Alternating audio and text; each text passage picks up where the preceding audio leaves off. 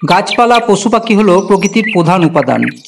সবুজ গাছপালার মধ্যে বিভিন্ন রং বেরঙের পাখি যখন ডালে ডালে নেচে বেড়ায়, কোয়েল পাখির যখন মধুর ডাক ওঠে, হালকা হাওয়া বয়, চিন্তা করুন পরিবেশটা কত মধুর। আর রং বেরঙের পাখি, তাদের বিভিন্ন অঙ্গভঙ্গি, মধুর কাকলি, সব কিছু মিলে যেন এক স্বর্গীয় পরিবেশের সৃষ্টি করে। আজকে তেমনই একটি পাখির সঙ্গে আমাদের পরিচয় করাবো, সেটা হলো ক্লিপ সোয়ালো। ক্লিপ সোয়ালো হলো বিশ্বের সর্বশ্রেষ্ঠ উপনিবেশিক পাখি। এরা দলবদ্ধভাবে থাকতে ভালোবাসে। এরা একসঙ্গে বসবাস করে, যেখানে থাকে সেখানে 100 থেকে 1000টি পর্যন্ত বাসা থাকে।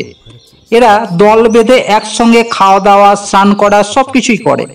এরা যেখানে বাড়ি নির্মাণ করে সেটা হয় পাহাড়ের তলদেশ, বাড়ির কার্নিসের নিচে বা কোনো সেতুর নিচে, যেখানে জল ও মাটি প্রয়োজন মতো পাওয়া যায়। জল ও মাটি প্রয়োজন মতো পাওয়া যাওয়ার একটা কারণ আছে, সেটা আপনাদের পরে জানাচ্ছি। এরা বেশিরভাগ সময় গাছের ডালে রাত কাটাতে পছন্দ করে।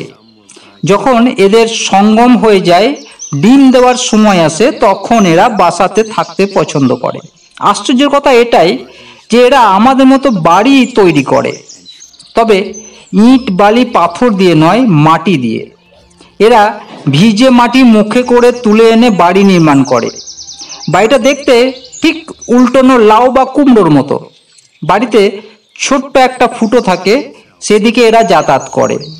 যদি এদের বাড়ি দেখেন তাহলে দেখবেন প্রতিটা বাড়ির প্রবেশপথে একটা চকচকে পাখির মাথা দেখতে পাবেন, যেন বউ তার স্বামীর জন্য অপেক্ষা করে বসে আছে।